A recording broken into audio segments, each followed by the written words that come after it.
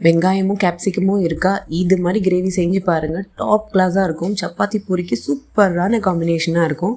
ஒரு பெரிய வெங்காயம் எடுத்துட்டு இது மாதிரி கட் பண்ணி ரெடி பண்ணிட்டுலாம். அது மாதிரி அரை கேப்சிகம் அளவுக்கு எடுத்துட்டு அதையும் கட் பண்ணிட்டுலாம். சின்ன சைஸ் வெங்காயம் பொடுசாக நறுக்கின்னு ரெடி பண்ணிட்டுருவோம். ஒரு மிக்சி ஜாரில் 2 தக்காளி, கொஞ்சோண்டு இஞ்சி, 5 பல்லு பூண்டு சேர்த்துட்டு அரைச்சி எடுத்துட்டுலாம். ஒரு கிண்ணத்தில் ஒரு கரண்டி அளவுக்கு தயிர், 1/4 ஸ்பூன் மஞ்சள் பொடி, 3/4 ஸ்பூன் உப்பு, 2 ஸ்பூன் அளவுக்கு காஷ்மீரி சில்லி பவுடர், 1 ஸ்பூன் அளவுக்கு தனியா பொடி, 1/2 ஸ்பூன் ஜீரக பொடி, 1/4 ஸ்பூனுக்கு கிச்சன் கிங் மசாலா, கொஞ்சோண்டு கசூரி மேத்தியை சேர்த்துட்டு எல்லாத்தையும் நல்லா கலந்து ரெடி பண்ணிட்டுருவோம்.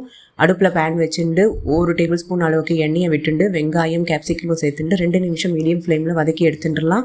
அதை ஒரு பிளேட்டில் ட்ரான்ஸ்ஃபர் பண்ணி வச்சுட்டுருவோம். 2 டேபிள் ஸ்பூன் அளவு எண்ணெயில் 1/2 ஸ்பூன் சீரகம், வெங்காயத்தை சேர்த்துட்டுருவோம். அரைச்ச விழுது சேர்த்துட்டுலாம். 1 ஸ்பூனுக்கு கடலை மாவை சேர்த்துட்டு 1 நிமிஷம் மீடியம் ஃப்ளேமில் அப்படியே வதங்க விட்டுடுவோம். அந்த தயிர் மிக்சரை சேர்த்துட்டுலாம். வதக்கி வச்ச வெங்காயத்தையும் சேர்த்துட்டுருவோம். எல்லாத்தையும் நல்லா கலந்து விட்டு மூடி 10 நிமிஷம் லோ ஃப்ளேமில் அப்படியே கொதிக்க விட்டுடுவோம். 10 நிமிஷம் ஆகிடுத்து, சூப்பராக ரெடி ஆகிடுத்து. கொத்தமல்லி தழைகளை சேர்த்துட்டு அடுப்பை ஆஃப் பண்ணிடலாம். சிம்பிளாக செஞ்சிட முடியும். இதை நீங்களும் செஞ்சு பாருங்கள். உங்களுக்கு எப்படி வந்திருக்குன்னு கமெண்ட்ஸில் சொல்லுங்கள்.